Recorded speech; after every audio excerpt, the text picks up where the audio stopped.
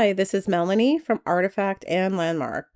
Today's episode is about McKee Glass, a glassworks that operated in Pittsburgh and Jeannette, PA, from the Victorian era to about the 1950s or the 1980s if you consider that they were absorbed by Jeannette Glass, who actually operated out of the McKee factory.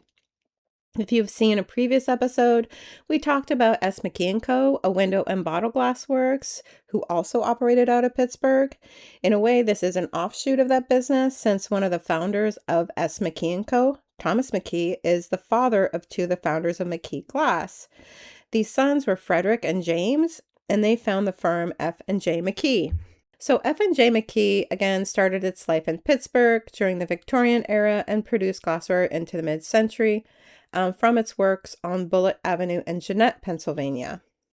The company also produced bakeware as well as glass for railways, automobiles, appliances, and much more.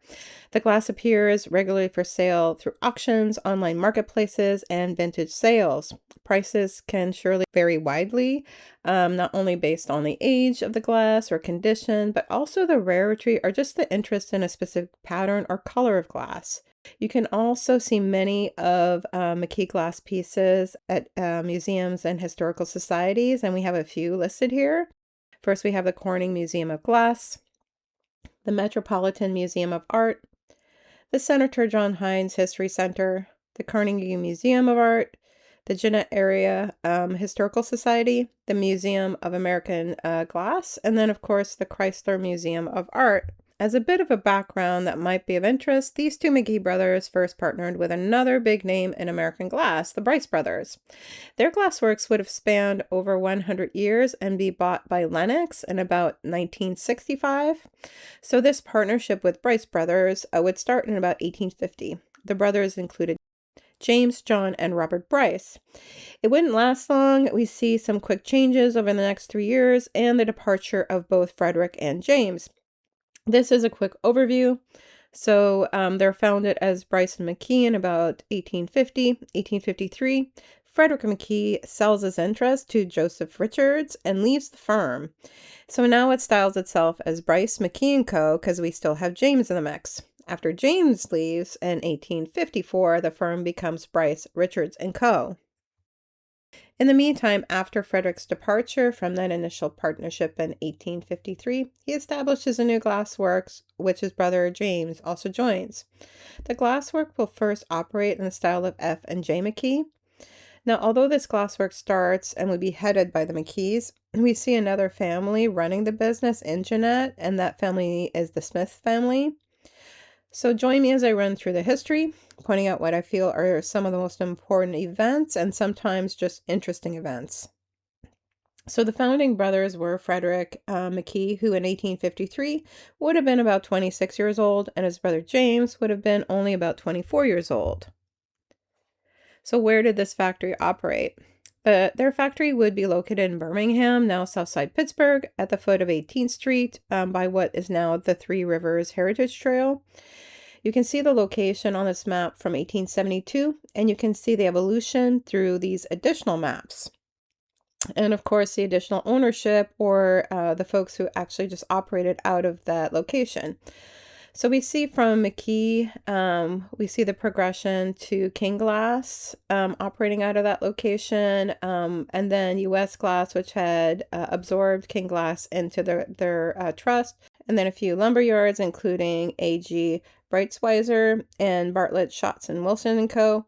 And today, it's the location of the Pittsburgh Federation of Teachers. Now, since the work operated by the Monongahela River, Dam Number 1, we actually happen to have some nice pictures from the river from that dam from about 1912, and it would be looking towards the foot of 18th Street. You can make out a sign to the left, which is that lumber yard, the A.G. Brightsweiser. You can also see the U.S. Glass Water Tower, which is at Factory K, which used to be the King's Glass location. Lastly, this is the current map of the location with a few pictures, and you can see the Pittsburgh Federation of Teachers building, the railroad tracks, and then this open field that's gated off here. So the factory would stay at this location only about until 1888 when they moved their operations to Jeannette, PA. And this next map, we can see their factory in Jeannette off of Bullitt Avenue. This one is from 1891, and we can see how much the factory grew by 1925. It's also important to mention that, like most glassworks of the day, although their factories would be in Birmingham and then Jeannette, they did have some offices in Pittsburgh and a warehouse in Pittsburgh due to the wharf and the canal. So their first address in Pittsburgh would have been on 23 Wood Street. We know that at the time, their neighbor was B.A. Feinstock. They continue at this address until 1862, moving to 17 Wood Street. In 1876, we see them moving their warehouse to Birmingham. So what names did this glasswork operate under? So although James passes in 1855, we see Frederick carrying on the business under that same name of F&J McKee until about 1859. That year, the company changes its name to F. McKee and Brother. Now, who is this brother? We can only assume that it's William S. McKee, who would have been about 21 years old at the time. Next name change comes in 1863 when another brother, Henry Sellers McKee, joins the firm. The firm now styles itself as McKee and Brothers, which is probably the most familiar name, at least in the early days of this company. In 1904, we see the company changing management, and with that, we see the introduction of the name of McKee's Jeannette Company. This name would not last long. In 1910, the works are purchased by A.G. Smith, who's the current manager, and John W. Keltz. They form a new company, and now we see the McKee Glass Company name surface in that year of 1910.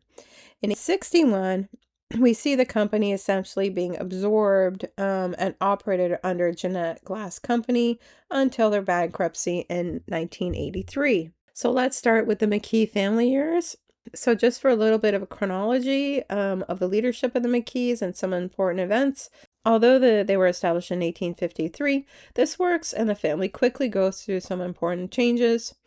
First, we see a fire in 1854 to the warehouse on Wood Street, which causes a loss of $2,500. That fire did start at the B.A. Feinstock, their neighbor B.A. Feinstock's warehouse next door.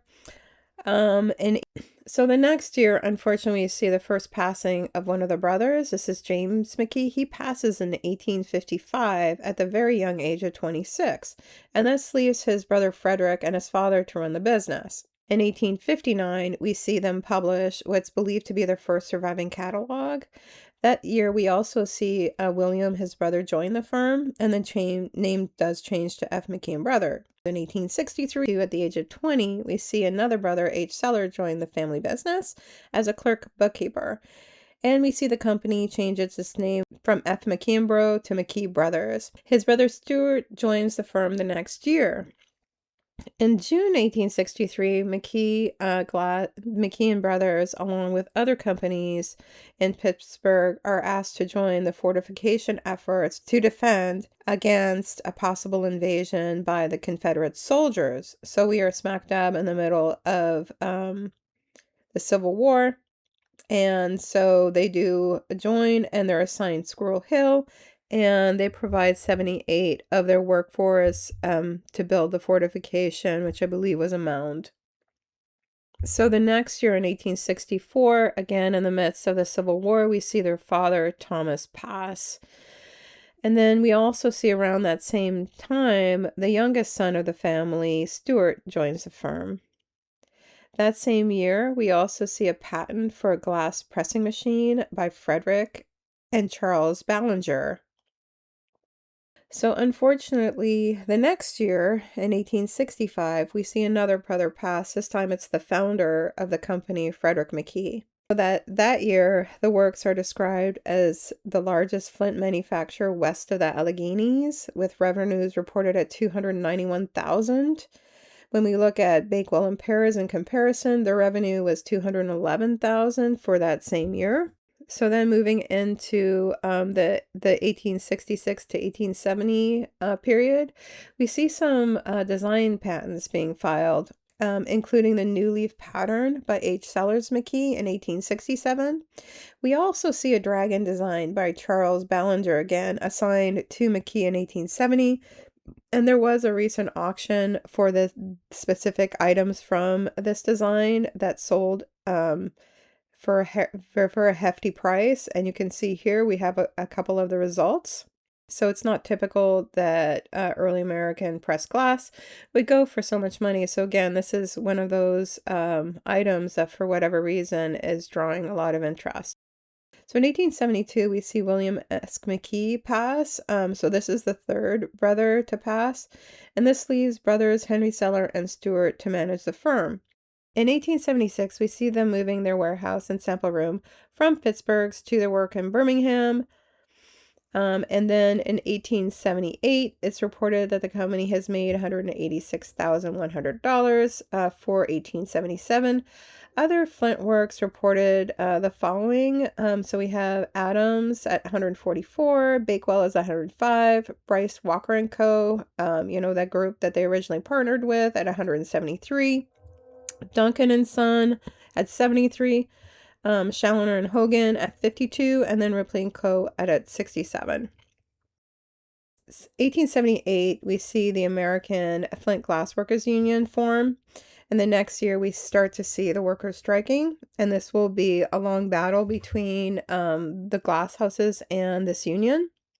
In 1880, we see many improvements to the McKee Glass operation, including a new gas-powered Nicholson furnace, a new cutting room, and a new mold shop. So in 1884, we see high waters in Birmingham, and unfortunately it gets into the lime in the factory, which causes a fire. And the water also extinguishes a few of the furnaces, so the damage is actually estimated about $2,000. In 1885, we see the fourth brother pass, and again at a very young age of 40. So he now leaves H. Sellers to run the business. After Stewart's death, H. Seller begins to think about a move to Pittsburgh. The property at 18th Street will eventually pass to Dazzle McKee, Stewart's son.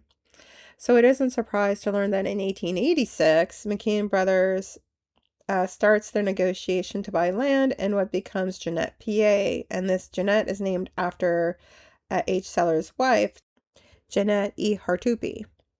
In 1887, McKee and Brothers starts work on building their new plant in Jeannette, PA. This plant will also house the new business venture of Chambers and McKee Window Glass Company.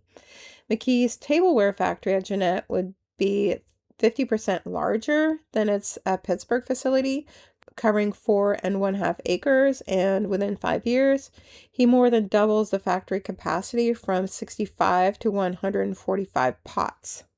In August of that same year, 1887, the McKee plant in Birmingham burns down. The fire starts when a spark from a train passing by ignites a shed at their neighbors King Glass & Co.'s property. The fire spreads to the McKee plant, creating a loss that is estimated to be $100,000. In 1888, King Glass leases the McKee plant on 18th Street. In 1889, Thomas McKee, the eldest son of Sellers McKee, joins the firm. That same year, McKee starts producing glass in Jeannette. In 1891, H. Seller's youngest son, Andrew Hartupy McKee, joins the firm. In 1896, we see Martha Chambers, the mother of James Chambers, a stockholder in the window glass works, sue McKee for unpaid gas that they estimate to be $250,000. So this is eventually settled, but this may have been the result of James Chambers' bankruptcy in 1891, which was pushed forward when H. Seller McKee called his loans. So stay tuned for James's story and the Chambers glass story. So the McKee family in 1897, they introduced a line of glassware that may be a precursor to the line of press-cut glass, which is a famous line that mimicked cut glass or tried to come very close to cut glass. The product that's kind of shines in the line is called Sunbeam. And we have an example here. And in the press, we see it described as follows.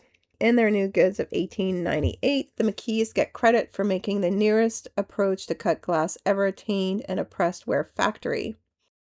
So after the launch of this glass line, the McKee brothers do something that perhaps isn't surprising. They join the National Glass Company in 1899, and A. Hart McKee and H. Sellers McKee will be on the board. And then the trust will include many other glassworks, and we have them listed here if you're interested. So the National Glass Company, this combine, did little to help these companies. And we see the National Glass Factory shares decrease from $50 to $2 per share by 1904. And then this company becomes a holding company. By 1907, it is declared bank. The McKee family had little involvement in the glassworks after this point, and we now see the Smith family becoming very involved. So these will begin the Smith family years. Although the factory had been running under a lease agreement with Andrew J. Smith since 1904, in 1908, following the National Glass Factory's bankruptcy, Andrew A.J. Smith bought out the McKee Glass Co. In that same year, the company launches its new iconic rock crystal or Touraine line, which is widely collected today. In the 1900s, we see some new companies joining forces with the McKees, including Hartman Furniture and Carpet Co., who offers several McKee patterns, including the Aztec pattern. They also have a lot of giveaways. So we believe this small glass picture with the company's name pressed underneath would have been one of these giveaways. In 1910, the McKee Jeannette Glassworks was dissolved and the factory begins to operate as the McKee Glass Co. The new company managed to obtain a license to manufacture press-cut blanks for Fry and Libby, even though both companies would eventually end up suing McKee in the upcoming years. In 1912, we see another tragedy. Harry Barrett, who's 48 years old and the plant manager for McKee. He's actually found dead under definitely suspicious circumstances by the railroad track. He has head injuries, and some money that he was carrying is missing. In 1916, the company introduces its innovation product line, and so this would be a mix between cut glass and pressed glass, which is widely collected today.